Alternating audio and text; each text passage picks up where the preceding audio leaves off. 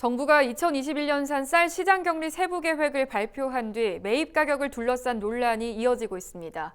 농민단체들은 시장격리를 역공매 최저가 입찰 방식으로 진행하면서 수매가 하락이 우려된다고 지적하는데요. 강창호 기자가 전해드립니다.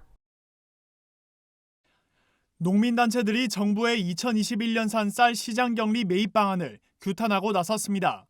시장격리 물량이 충분치 않은 데다 매입 방식도 최저가 입찰인 역공매 방식으로 정했다는 이유에서입니다.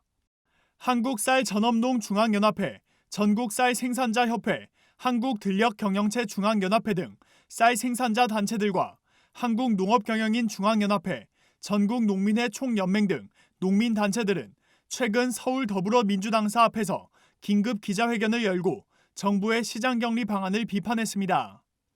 농림축산식품부는 최근 쌀 시장격리 매입 절차를 발표하며 농가, 농협 민간 RPC가 보유하고 있는 2021년 산벼 20만 톤에 대해 8일 도별 경쟁 입찰 방식으로 진행하겠다고 밝혔습니다.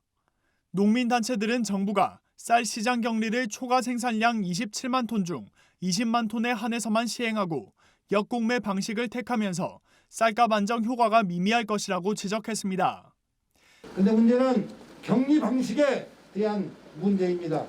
지금과 같이 역공매 방식으로 진행된 이 격리는 농민 참여가 보장이 되었지만 최저 단위가 100톤입니다.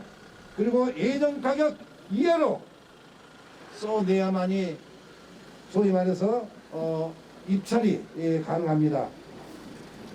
농민 스스로 쌀값을 포기하게 만드는 이 제도가 역공매 제도라고 생각이 됩니다. 특히 역공매 입찰 방식이 현장 농민들의 혼란을 가중시키고 있다고 주장했습니다. 역공매 방식이 진행될 경우 예정 가격 이하로 응찰한 농민들이 우선 낙찰되기 때문에 농가 간 갈등과 눈치 보기를 자아낸다고 말했습니다. 예정 가격 기준도 알려주지 않아 농민과 농촌의 혼란을 이야기하고 있고 쌀값 안정을 위한 예산투입 정책에 가격 하락을 만들고 있습니다.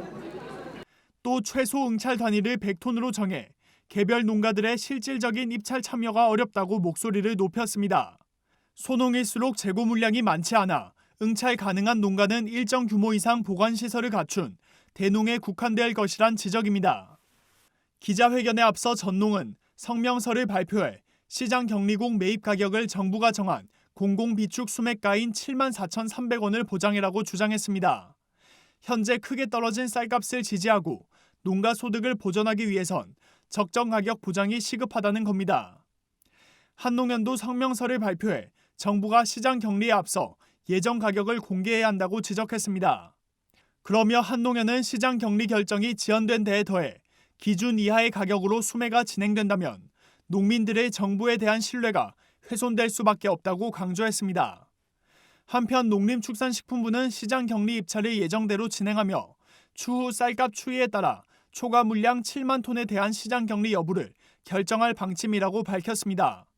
NBS 강창호입니다.